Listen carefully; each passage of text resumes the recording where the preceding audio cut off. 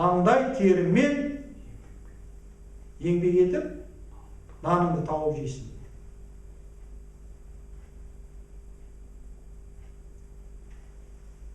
Әйелдер босанады, қазір.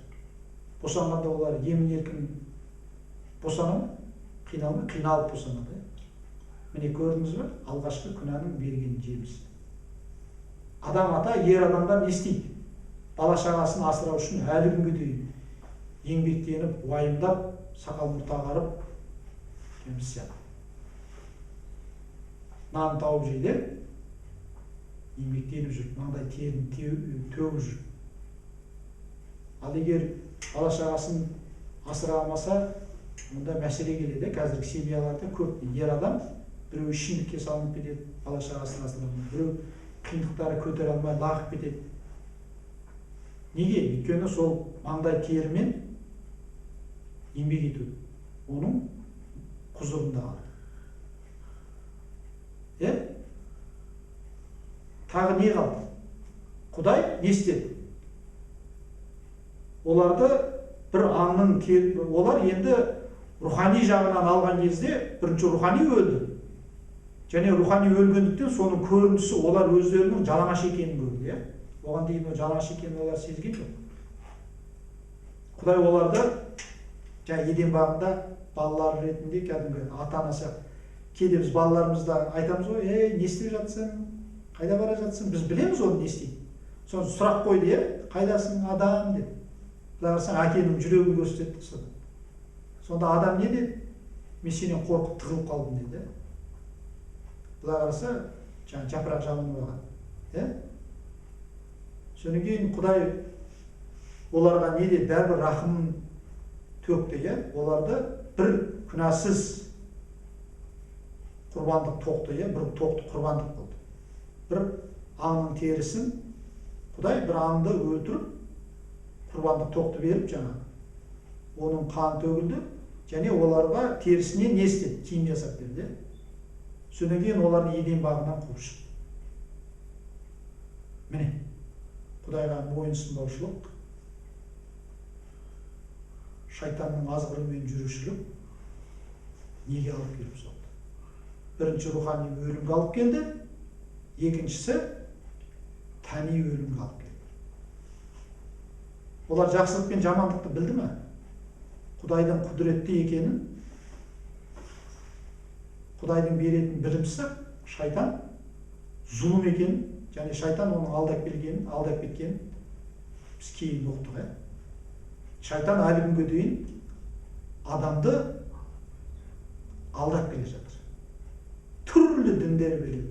Түрлі Құдайға табынба, Құдайдан басқа нәрсенің бәріне табына бер. Құдайдың жазбасын оқыма, басқа нәрсені оқи бер. Құдай туралы естіме, Құдайдың рақымын қабылдама, басқа нәрсені ести бер. Сол үшін шайтан бүткіл адамзаттың ұрпағын ғасырлай бойы әлі күнге дейін құртып келеді. Неге? Киелі жазбада шайтан ең алғашқы Құдайға қарсы шығушы ол періште. Оны біз алдағы осы сәрсенбі болатын сабақта жеке бір сабақ болады. Шындық іргетасы деген. Сонда біз осы тақырыптар туралы жеке сөйлесеміз. Бүгін біздің сабағымыз ол тарих. Рухани тұлғалар туралы ертең біз сөйлесеміз басқа сабақта. Енді алғашқы күнә деген ұғым бар. Адам ата Хауаны ұзақ жылдар өмір сүрді, бірақ өлді. Және оның ұрпағы болды, Қабыл мен Әбілдің оқиғасын білесіңдер ғой. Ең алғашқы өлген адам кім болды?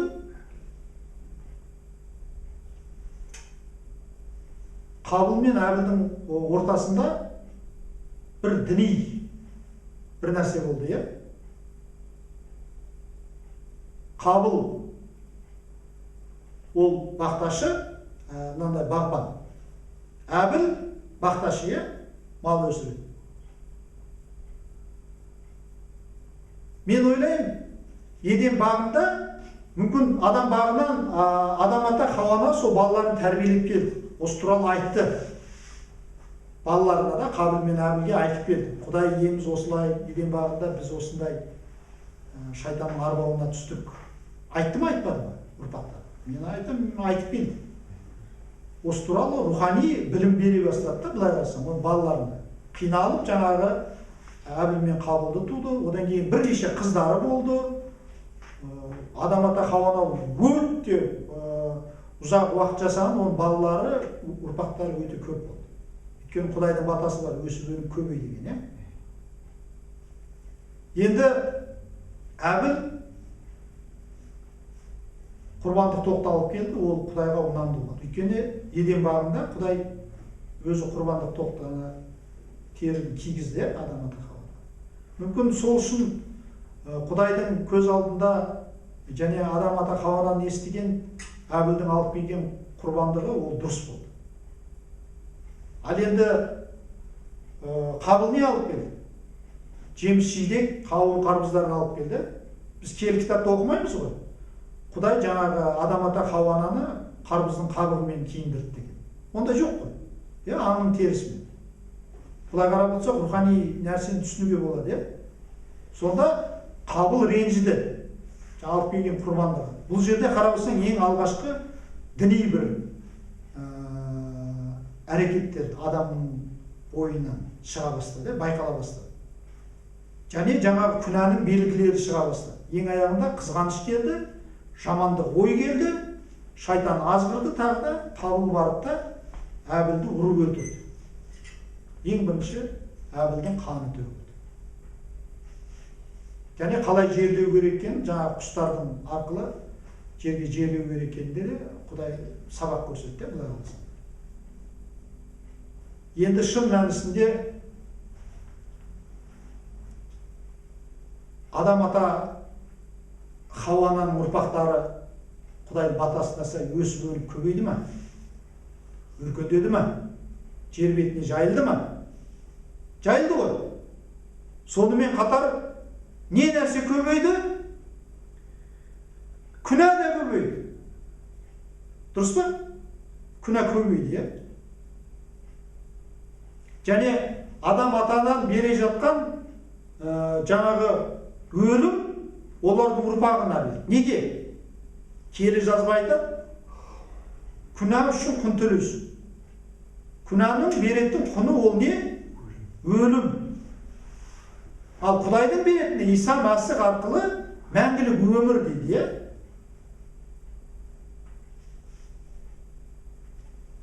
Енді барша адамзат өледі ғой. Өлмейтін адам жоқ. Демек күнә бар. Мысалы, кейбір діндерде үйретеді. Адам ата Хауаның Құдай кешірді. Адам ата Хауаның күнәсі адам ұрпағына берілмейді дейді, Үлкен бір діндер сондай үйретеді. Жақсылық істесең, рақымдылық, мейірбандық жасасаң, мүмкін сен күнәларынан арыласың дейді. Түрлі заң парыздарды орындасаң, сен мүмкін күнәңнен арыларсың дейді үйретеді, діндер.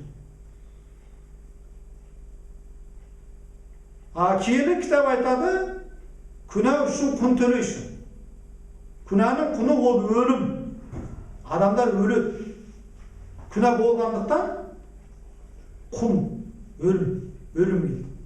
Енді кейбір діндер бар, алғашқы күнә деген жоқ.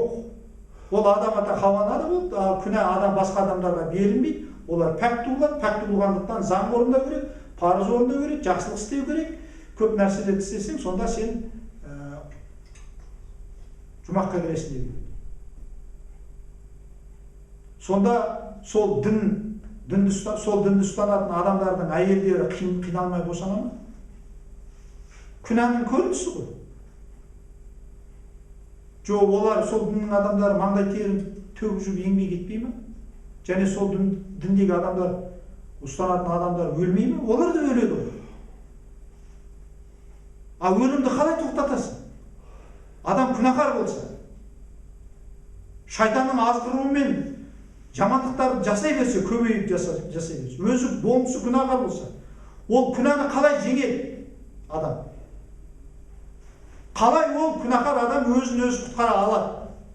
Ал жақсылық жасау оны құтқара ма?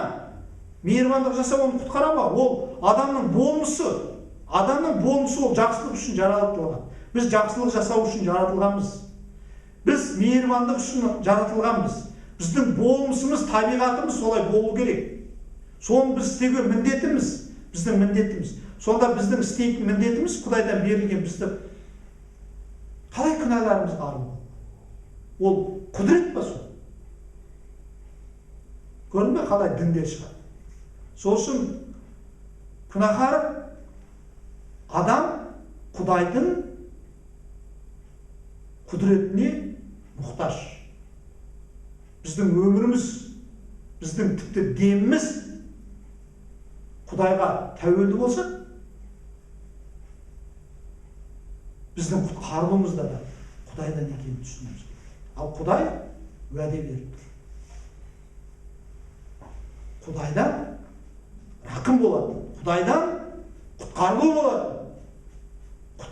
Құдай шайтанды жеңетін, өрімді жеңетін алғашқыдан хабар беріп тұр. Енді адамзат тарихында тағы не болды? Ол барлық адамзатқа осы байланысты. Мысалы, бір ұлтқа бұның қатысы жоқ деп айта алмайсың. Ана ұлтқа мынаның қатысы бар, оның қатысы жоқ деп. Барлық ұлттарға, жер бетіндегі адамдарға осы мына киелі кітап айтқандай, ол бір адамнан барлық ұлттар тарады, жер бетінде. Сол үшін барлық адамзатқа осы қатысты. Атеизм өтірік айтады, ол шайтанның өтірігі маймылдан жаралды дейді. Бір адамнан адам ата Хауа анадан таралды. Міне рухани осы тарихты біздің ата-бабаларымыз білген, және осы тәрбиеде болған. Және тарих адамзат жер бетіне таралып дамып келе жатыр.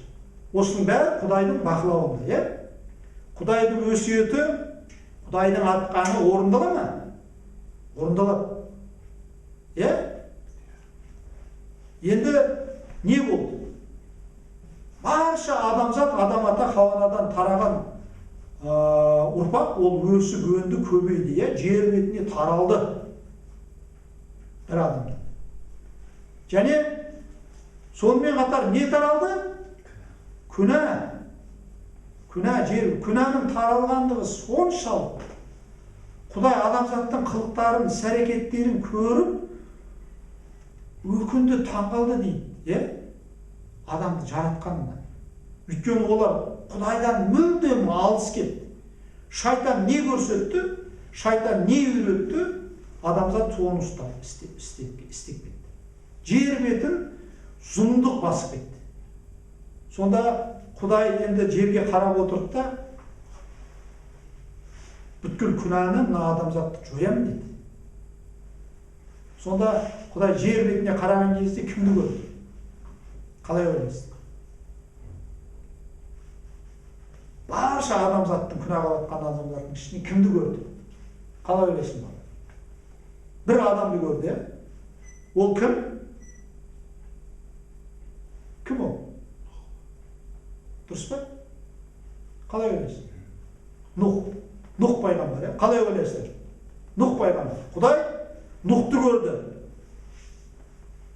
Сонау ежелгі Еден бағындағы Құдаймен деген қарым-қатынас сол Нұх пайғамбардың ата-бабасынан келіп, сол жүрегінде бір ұялап қалған сияқты да. Құдай кейде барша күнәһар адамзаттың ішінен бір адамды көрсе, бір адам арқылы ол көп нәрсе істей алады. Құдай құдіретті. Құдайдың рахымы ол шексіз. Сонда Құдай бір адамның жүрегіндегі иманды көрді. Бір адамның жүрегіндегі сенімді көрді. Жер бетінде қарасаңыз, неше түрлі жаңағы пұтқа табыну, аң-құсқа табыну, неше түрлі аспандағы жаратылыстарға табыну, жаңағы кейбіреулер жаңағы сол зұлымдық болғаны өздерінің шаранасын өртеп, өздерінің балаларын құрбандыққа алып, сондай бір жиіркенішті нәрселерге түсіп кетті. Сол кездегі ежелгі діндерді, тастардағы, тас ғасырдағы адамдардың тірлігін қарасаңдар, археология қазбадан жиіркенішті, қорқынышты нәрселер болған. Адамдар жаңағы сондай бір зұлым нәрселерге кетіп қалғанда. Жаңа ежелгі тастар таңбалары қарасаңдар, неше түрлі жаңа пұттарға табынып жатқан, ай жұлдыздарды айналып, тіпті адамдар құрбандыққа салып жатқан тастардағы петроглифтерде жазбалар, суреттер бар. Сонда мына ежелгі тас ғасырындағы адамдар сондай жабайы, тұрпайы деңгейге жеткен, зұлымдықтың, күнәнің деңгейі шексіз болып кеткен. Сонда Құдай сондай зұлымдықтың көбейгенін көріп, Нұх пайғамбарға не деді? Нұхқа. Нұхтың жүрегін көріп те, Құдай Нұхқа сөйледі.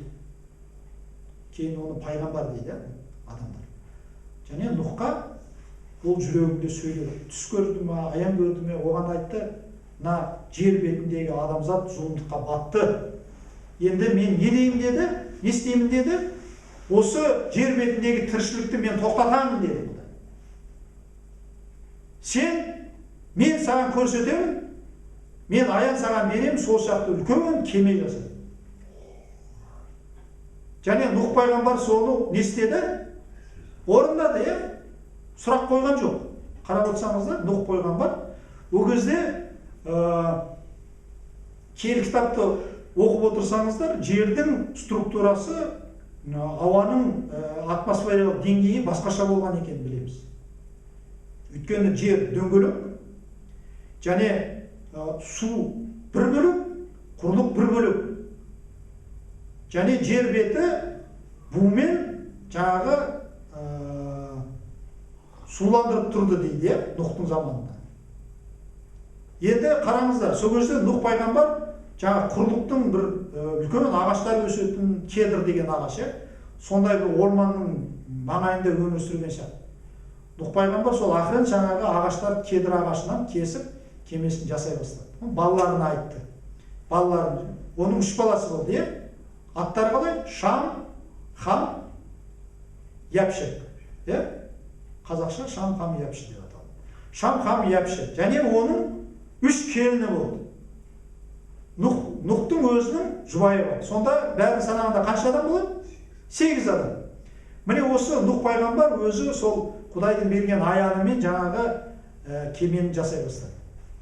Және кемені жасап шықты. Және кеме жасап жүрген кезде мен ойлаймын, күнәһар адамдар келді оған, не жасап отыр мына? Мына ақсақал не жасап отыр? Ол айтты, кеме жасап отыр. Кеменің несі? Ұзындығын қарасаң, жаңағы 50 шынтақ дейді. 50 шынтақ, ол қанша метр болады?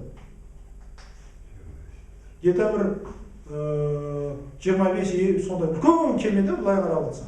Кеменің ең ұзындығы несі өте кең. Және ол кемені жасап жатқан кезде бірақ есік болған дейді. Және төбесінде Нұхтың кемесін қарасаңыздар, бірақ қана тесік болған, бір ғана жоғары жақта бір тесік бар, бір шынтақ келеді. И сөнеген үлкен бір есік бар ағаштан. Соны жасап жатқан кезде ана адамдарға не айтты Нұх пайғамбар? Құдай маған аян берді, Құдай бар. Мынау енді күнәларынан арылып, осы күнәға батқан адам осы кемеге кірсін. Егер кемеге кірмесе, топан су болады. Мына бүткіл жердің бәрін су басып қалады деген кезде елдің бәрі не деді? Күлді дейді киелі кітапта. Күнәһарлар күліп, мына ақсақалдың иесі қазір солай болды. Мен мына кітапты жазып, біздің ата-бабамыздың тарихы бар десем, көп адамдар күледі. Тарих бар екен. Жоқ сияқты күледі, мазақтайды. Қуып кеткен дала. Естері ауысып қалған, тағы бір нәрсе. Сол сияқты Нұх пайғамбардың заманында күнәһар адамдар Нұх пайғамбардың салып жатқан сөзінің кемесіне де, Нұх пайғамбардың айтып жатқан сөзіне де күлді дейді. Сонда Нұх пайғамбар 120 жыл бойы адамдарға былай зерттеп, ғалымдар зерттеп қарап, осы кеменің басталған, салынған және топан судың болатын уақытын қараған кезде 120 жыл өткенін көреді. Бұрынғы адамдар өте ұзақ өмір сүрген. Адам ата қанша жыл өмір сүрді дейді киелі кітапта? 900 ба сондай жыл өмір сүрген, ұзақ өмір сүрген. Ал енді Нұх пайғамбар жаңағы зерттеп отқанда ғалымдар айтады, 120 жыл бойы кемені жасап, және 120 жыл бойы осыны адамдарға айтып келген. Теріс жолдарынан қайтыңдар, күнәһарлар, мына кемеге еніңдер деп осы уағызды айтып келген. Былай қарасаңызда қарапайым оған, бірақ шындық. Ең аяғында кеме салынып бітеді. Және Құдайдың рухымен берген қалауымен әрбір, тіпті мен ойлаймын, адамзатқа қарағанда аңқұс Құдайға мойын сұнғыш па деймін де. Былай қарап отырсаңдар, адамның күнәһарлығы соншалық аңқұс құрлы болмай қалғанда, аң мен құс парымен жаңа Құдайдың қалауымен Нұхтың кемесіне қарай ұшып келіп жатты, жаңағы кемеге кіріп жатты. Және ал адамзатты қарасаң, бәрі күледі, келекелейді, кірмейді. Ең аяғында Нұх пайғамбар әйелімен, жұбайымен, және оның Хам, Шам, Япшүр 3 ұлы, және олардың жұбайлары. Нұх пайғамбардың 3 келіні 8 адам кемеге енді дейді. Және оқып отырсаңыздар, осы жаратылыстың бастауы. Сонда тіпті Құдай тағы да бір күн күткен айтады. Адамдардың, барша адамзаттың Құдайдың сол кездегі ашып отқан сөзін тыңдағанын қалады. Адамзаттың құтқарылғанын қалады. Егер адамзат мойын ұсынып, мен ойлаймын, бәрі жиналып тәубе етіп, Құдай бізді кешір, Нұхтың сөзіне иландық, біз осы кемеге енеміз дейтін болса, Құдай жаратқан ие, мен білмеймін, бір ғажабын жасайтын еді. Исаның заманында шәкірттері Исаға айтты ғой, анау біздің 4 балық 2 күлшеміз ғана қалды. Мұншама мыңдаған адам, 5000 адам шөл далада қалды, тамақ жоқ, олар біз қалай қоректендіреміз деп уайымдаған кезде Иса айтты ғой, сендер қоректендіріңдер. Олар күмәнданды, таң қалды. Бірақ Иса сенім арқылы Құдай әкеге дуа етіп, 2 күлше 4 балықты не істеді? Көбейтіп, барша 5000 адам тамақтанды. Кейін соны шәкірттер жинап алып келген кезде қалдықтары тойғаны соншалық. Тойғанымыз айды. Қалдықта қалып қалғанда нан, балық 12 себет жиып алды дейді. Құдайдың құдіреті бітіп қалар ма еді? Құдайдың рахымы адамға деген бітіп қалар ма еді? Жоқ. Мәселе сенімде балалар. Сосын Құдайға деген сенімдеріңіз болсын. Сонда Нұхтың кемесіне 8 адам кірді. Барша адамдар мазақтады, күлді. Әлі де солай. Біз Құдайдың шындығы, Иса Құдайдың сөзі, адамзатқа соңғы уақыттарда келген Құдайдың рахымы, құтқарушы, сеніңдер деген зиха бар. Соны біз Құдайдың аманаты деп, бұл аманаты, осы зиха бар біз адамдарға айтамыз. Исаның өзі де айтты, менің соңғы заманның ақырында келетін уақытым Нұхтың заманына ұқсайды деді. Нұхтың заманында адамдар ішті, жеді, үйленді, қыздарын ұзатты, ұлдарын үйлендірді, той жасады дейді. Мен екінші рет келетін ақыр заманда, қиямет күнінде тура Нұхтың заманындай болады. Адамдар ішіп жейді, үйленеді, тойлайды. Бірақ не дейді? Біз хабарға сене ме екен? Біз хабар әлде айтылып жатыр. Сол кезде мен келген кезде заманның ақырында қиямет қайым болады. Бұны бәрі біледі, түрлі діндер біледі, бірақ олар Исаға мәселе сенбейді. Сенім жоқ. Өкінішті. Ал енді өкінішті,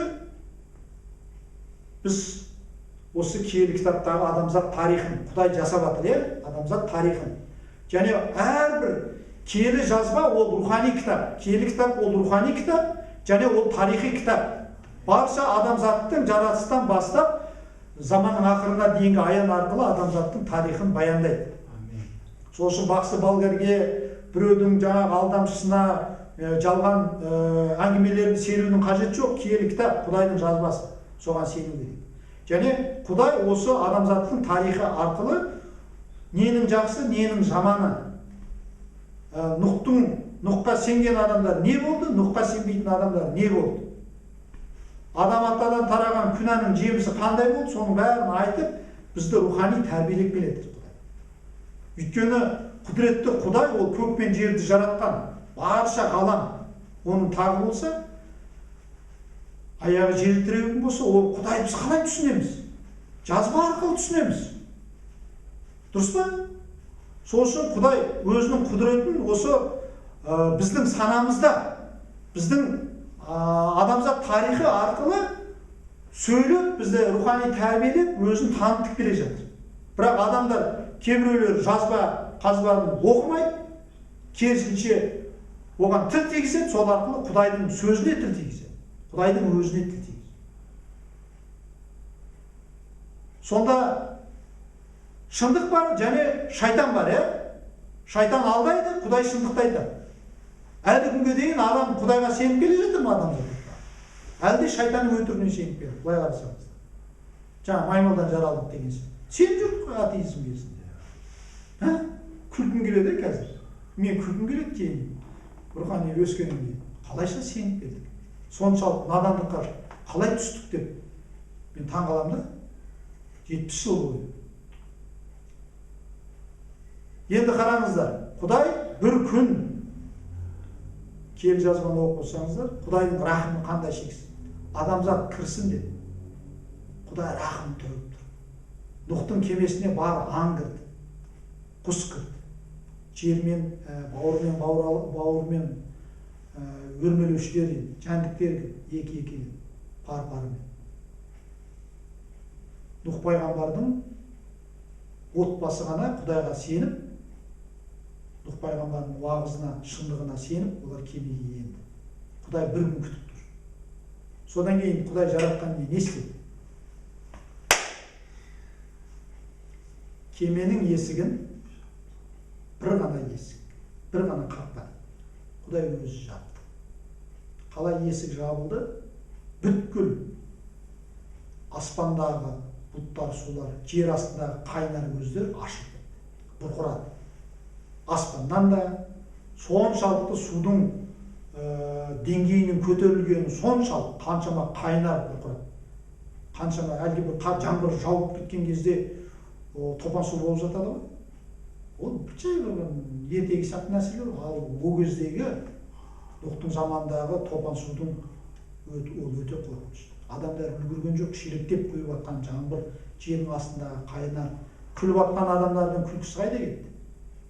Сонда кеме жаңағы қайнаған енің ішінде айналып, бүткіл заңғар таулардың өзі бірнеше километр судың астында қалды.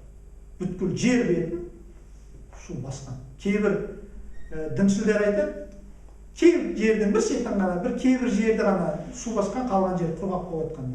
Кейбір кітап айтады, бүткіл жер беті, бүткіл заңғар таулар судың астында қалған. Біз Құдайдың жазбасына шындыққа сенуіміз керек. Адамдардың айтқан аңызы шайтанның өтірігіне емес. Қазіргі археология, қазба жазба деректер сол судың деңгейінің тартылғанын ана тауларда сызықтардан қарайды. Амин. Қаншама мынандай битеп кейбір жерлерде аңғарлар бар, таулар бар, соларда судың деңгейлері бар кетіп отыр. Соны өлшемдер жасаған кезде қанша уақыт, қанша ай, қанша минутына дейін тартылған соны көріп отыруға болады, есептеп жатыр. Сызықтарды бұл қарапайым жерден де көруге болады. Судың тартылған деңгейі. Қаншама заңғар таулар, қайнар бұлақтар судың астында қалған. Сонда Құдай барша тірлікті осы топан су арқылы тоқтатты.